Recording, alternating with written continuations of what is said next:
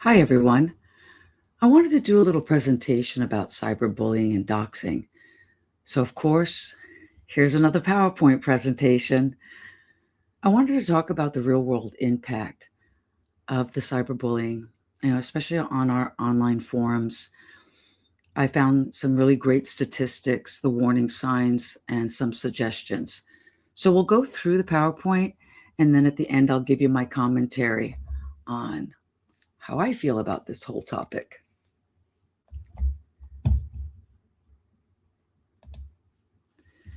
So, believe it or not, the World Wide Web first became public in 1991. Some of you weren't even born yet. And then in 94, Yahoo came available for emails and for as a search engine. Amazon started their online bookstore in 1994. 95, you had eBay and AOL. That was from the movie You've Got Mail. That was part of the AOL advertising. Then 96, you can see Hotmail, then Google in 98, Blogger, which I never used. Wikipedia started in 2001, LinkedIn in 2002, MySpace. Those of you who are in my age group, you remember MySpace. That was kind of our first introduction to online socializing.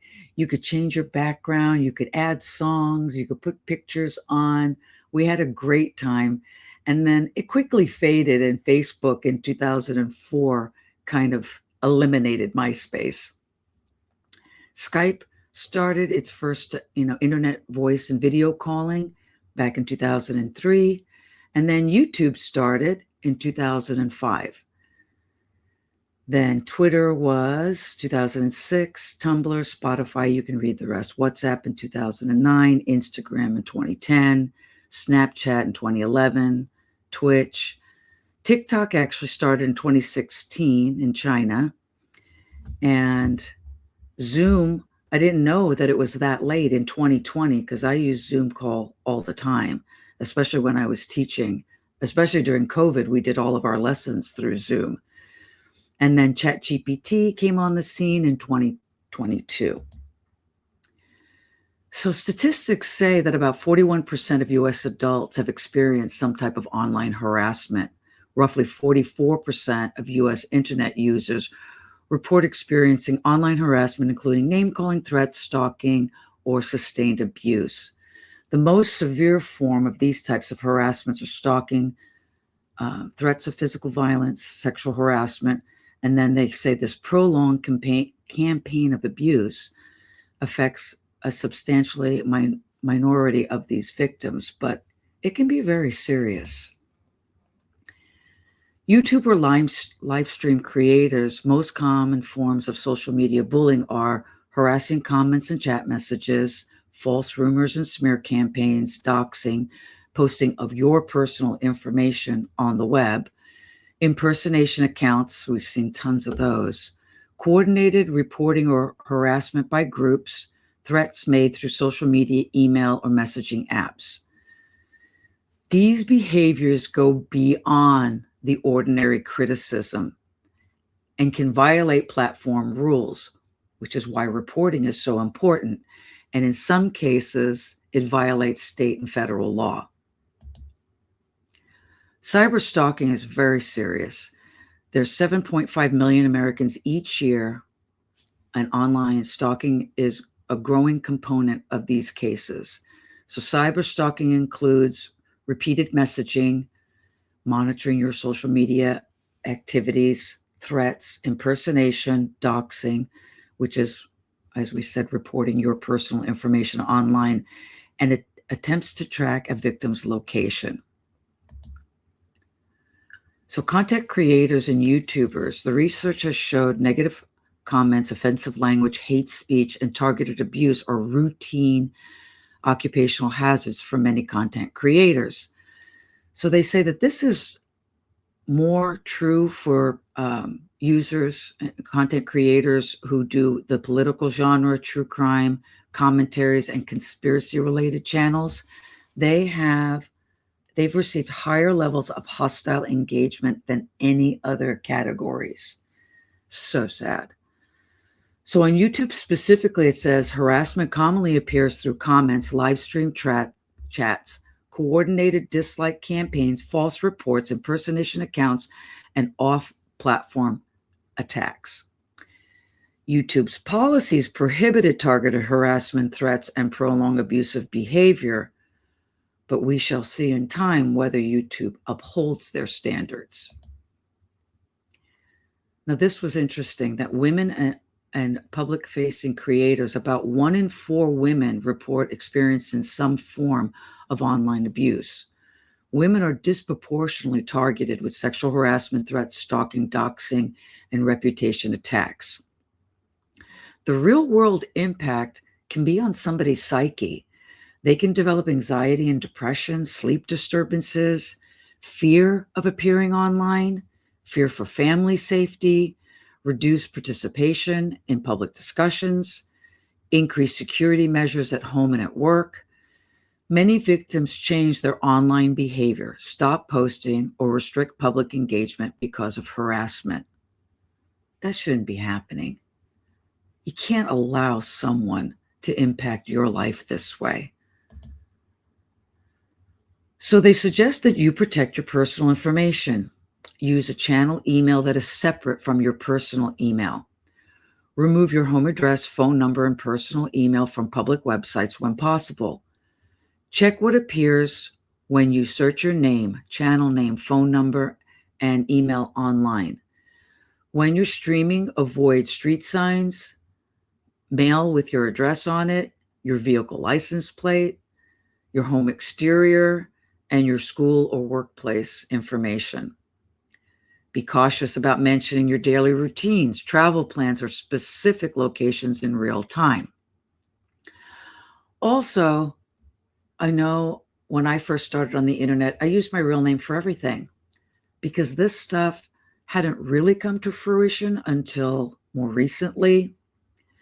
So I recommend finding a username that's either catchy or cute or means something to you. When I was thinking about a username, I love the beach. I love the ocean. So I had a notepad and I wrote down a whole bunch of names like Beachcomber or Standing by the Sea or Sea Gazer or Sunset by the Ocean. I mean, all sorts of stuff. So I thought, what is really, in my heart? And I said, in my heart, I'd love to live on the beach. That's like my dream if I win the lottery. Pray for me. No, I'm kidding. So I thought, okay, lives on the beach, lives on the ocean, house on the beach, house on the ocean. So of course, I did what I always do. I went to a thesaurus and looked for names that meant house, home, like abode by the sea, and then I got to domicile, which is where you live. So I had domicile on the ocean. I thought, wow, that's too long and people aren't going to get it. So I played around with it, and then I just came up with dom for domicile, sea for by the sea, combined it, domicile, sea, dom sea, and then 303 is the month and date, March 3rd, of when my husband proposed to me. So I thought about what date was real significant for me that people could Google, because no one knows that was the date that he proposed to me. So that's how I came up with my screen name of DomC303. So try and play with words, phrases, condense it down so it's easy for people to remember, but it means something to you. Secure your account. Enable two-factor authentication on YouTube, Google, X, Facebook, Instagram, and email accounts. Use unique passwords for every account. I used to have one password for all my accounts. Now I have a spreadsheet with each and every password because each of them is completely different, not related to the other, because I took the advice of the internet that said secure your passwords. Review account recovery options and remove outdated phone numbers or emails. Watch for impersonation accounts and report them quickly. So to manage your YouTube community, it says that YouTube block words feature to filter common insults, threats, and abusive language, assign a trusted moderators during live streams, enable hold potential inappropriate comments for review. This is all in the settings. When you have a YouTube channel, you go into your settings and you can look at all these different options. Block repeated offenders rather than arguing with them publicly, and save screenshots of threats before removing comments. That's extremely important, because if the comments escalate and become violent and then become doxing, you want to have every piece of evidence that you can, and screenshots are the best way to have that evidence. I have a separate folder for screenshots. So avoid feeding harassment campaigns. I know how hard this is to do. I've seen it with other people, but let's go through it. It says harassers often seek attention and reactions. Consider whether responding publicly will amplify the situation. Focus on documented facts rather than personal attacks. Avoid sharing private communications unless necessary and legally permissible. Document everything. If harassment becomes serious, save screenshots, save emails, messages, chat logs, record dates and times, keep the URLs of the posting offenders. If they've got a page that they're posting from, you can copy and paste the URL. Maintain a folder with all the evidence. I've got that. Good documentation is extremely valuable if you need help from a platform, attorney, or law enforcement. Reduce doxing risk. It says consider using a P.O. box instead of a home address. Remove personal information from data broker websites when possible. Ask family members not to post identifying information about you without your permission. Review privacy settings on Facebook and other personal accounts, and keep personal and creator accounts separate. If someone doxes you, again, take the screenshots immediately, report the content to the platform, request a removal from the website hosting the information. Inform your family members if their information was exposed, and if there are credible threats, contact local law enforcement. And that can include the FBI, especially if it crosses state line or international. So if harassment moves into the real world, this is when the serious stuff happens. And I know that we all know a few people in our live stream community that this has happened to, and we're praying for them each and every day. But it says, take it seriously if someone posts your address, contacts family members, makes threats, follows you across multiple platforms, creates multiple impersonation accounts of you, encourages others to target you. You're no longer dealing with ordinary online criticism. It's not just a troll anymore. Now you got a stalker. You're dealing with targeted harassment, and documentation becomes especially important. For a YouTube creator focused on true crime content, one of the most effective strategies is to maintain a clear distinction between your public creator identity and your private life. The less personal information available online, the less material harassers have to work with. And I think that that's a very good tip. So here are the sad statistics for our children and grandchildren. I didn't know this until I looked it up and read it, and I was quite shocked. About 16% of U.S. high school students report being electronically bullied during the previous 12 months, according to the CDC in 2013. So I'm sure in the last 3 years that number's gone up. More than 1 in 6 high school students report experiencing cyberbullying each year. A 2025 national survey found that 33% of teens have been cyberbullied within the previous 30 days, and about 58% have experienced cyberbullying at some point in their lives. More than half of teens have experienced cyberbullies. That's insane. Among students aged 12 to 18, middle school and high schoolers report being bullied. About 22% said the bullying occurred online or through text messages. Listen to this. Nearly 46% of U.S. teens aged 13 to 17 report experiencing at least one form of cyberbullying. Common forms of cyberbullying. We went over this kind of before. I'll leave it on the screen so you can read it. The hateful speech, rumors, humiliation, all the group chat stuff. But the mental health impact is very serious when it comes to our teens. So research is showing that cyberbullying is associated with increased anxiety and depression in our teens, low self-esteem, feelings of isolation. They could be surrounded by friends and family, and yet if they're being bullied and they're not telling us, we don't know. Maybe they're embarrassed. Maybe they're ashamed. Maybe they said something dumb online and they're afraid they're going to get into trouble. You got to talk to your kids and grandkids about it and say, it's okay for us to talk about it. And it's okay if you made mistakes. You apologize and you move on. High rates of suicidal thoughts and self-harm and symptoms similar to PTSD in some, I think it's supposed to say youths. So when they reviewed a large study, they found that young people were experiencing cyberbullying significantly more likely to report self-harm, suicidal thoughts, suicidal plans, and suicidal attempts.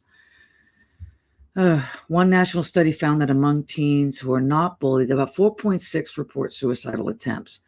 Among those who experience cyberbullying, it jumps up to 14.7%. For teens experiencing both in-person bullying and cyberbullying, the rate is 21.1%. Research published in 2023 reported approximately 14.9% of adolescents had been cyberbullied, while 13.6% of those had made a serious suicidal attempt. Research concluded that cyberbullying is an important risk factor for suicidal behavior. A 2022 study of the Children's Hospital of Philadelphia found that adolescents who were targeted of cyberbullying were most likely to report suicidal thoughts, suicidal attempts, and after accounting for traditional offline bullying. Researchers also linked cyberbullying to higher rates of depression, anxiety, PTSD-like symptoms, and non-suicidal self-injuries.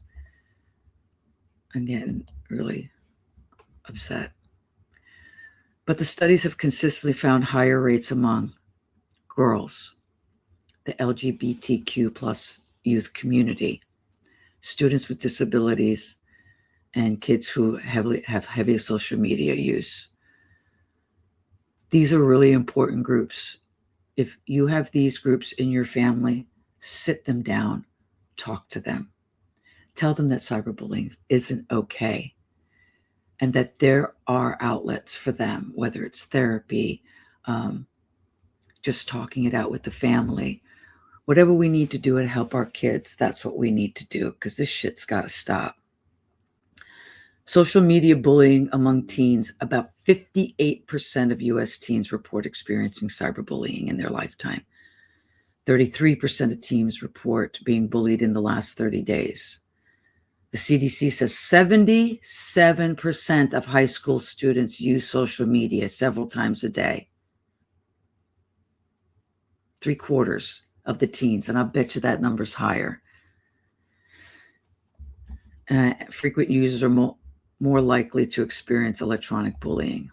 And nearly 46% of teens report experiencing at least one form of online harassment or cyberbullying. So like I said, protecting our children online is a combination of technology, communication, and supervision. The most effective approach is not just blocking dangers, but teaching your child how to recognize and respond to them. Talk regularly about online safety. Make it normal for your kids and grandkids to talk to you. Let them know that if someone's making them feel uncomfortable, let you know. If they receive mean or threatening messages, if someone asks for personal information, if they see inappropriate content, and if a friend is being bullied online. Because sometimes our kids will tell their friends, and then their friends will tell their parents, and hopefully their parents will tell us. And we need to do the same thing.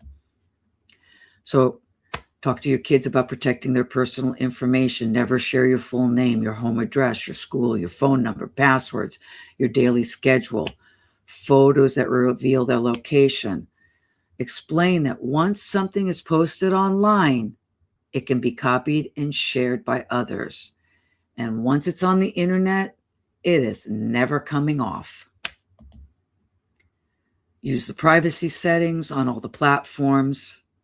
Limit who can send your children and grandchildren messages, view their profiles, comment on their posts, and especially those gaming sites. Those are big for predators.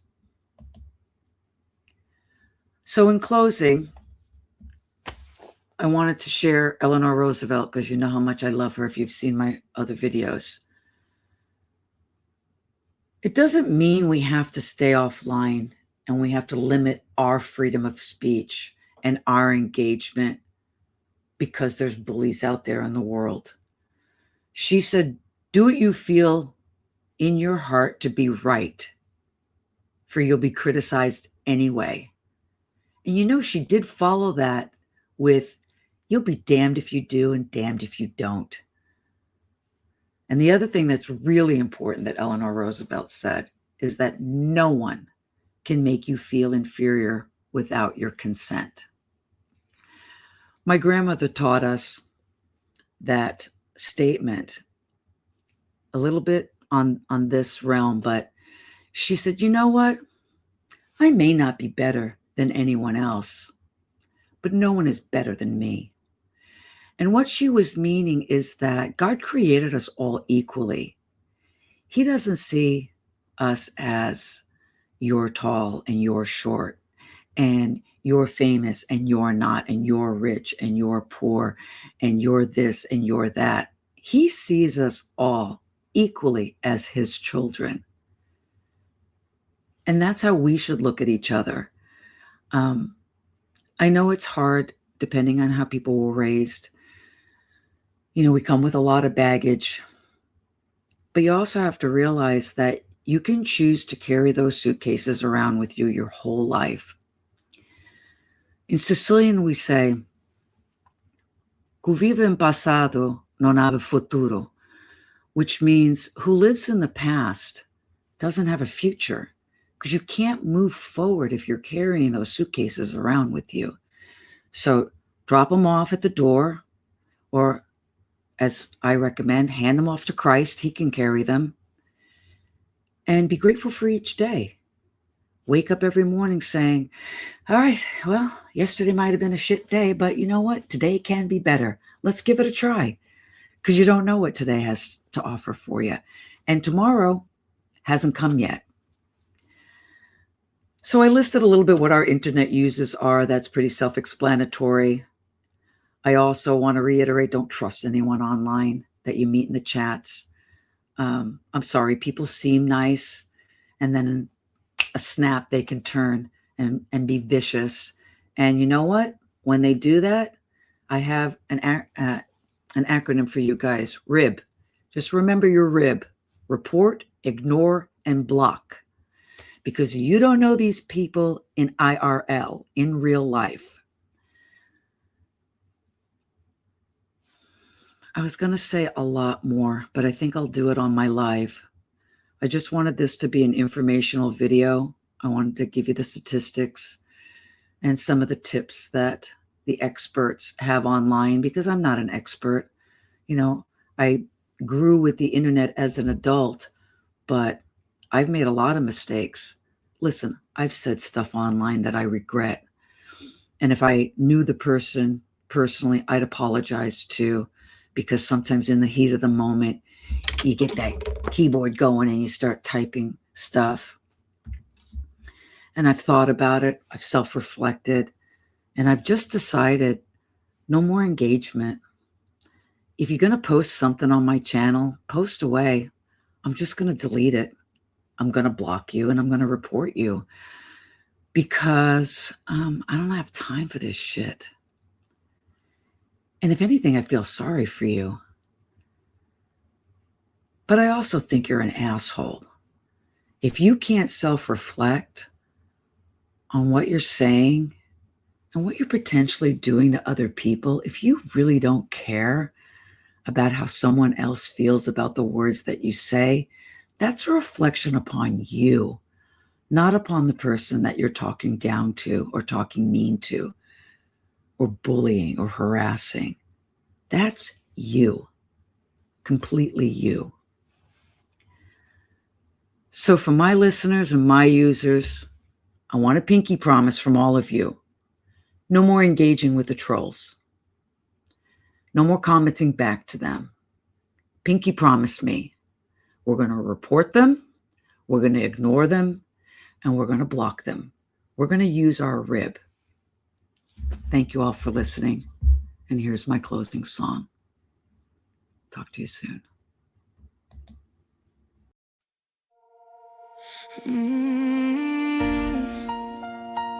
Oh, I am blessed by your grace.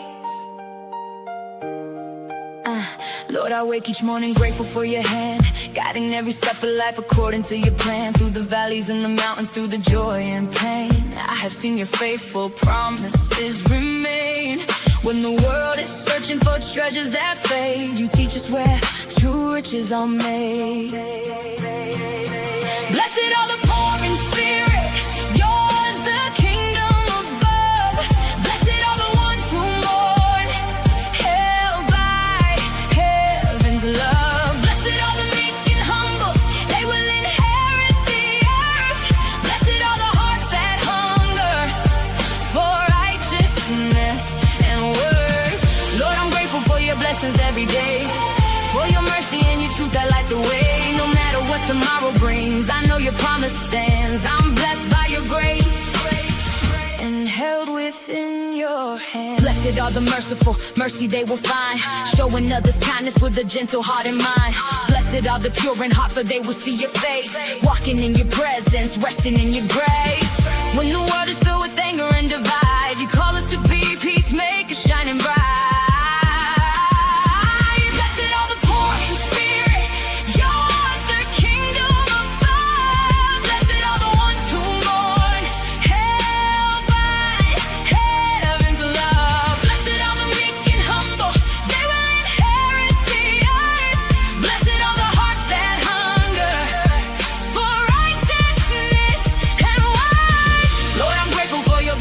Every day, for your mercy and your truth that light the way. No matter what tomorrow brings, I know your promise stands. I'm blessed by your grace, and held within your hand. Blessed are the peacemakers, children of the King, sharing hope and healing in everything they bring. Blessed are the persecuted, standing for what's right. The kingdom of heaven is their everlasting light. Though trials may surround us, though storms may fill the sky, your promises endure.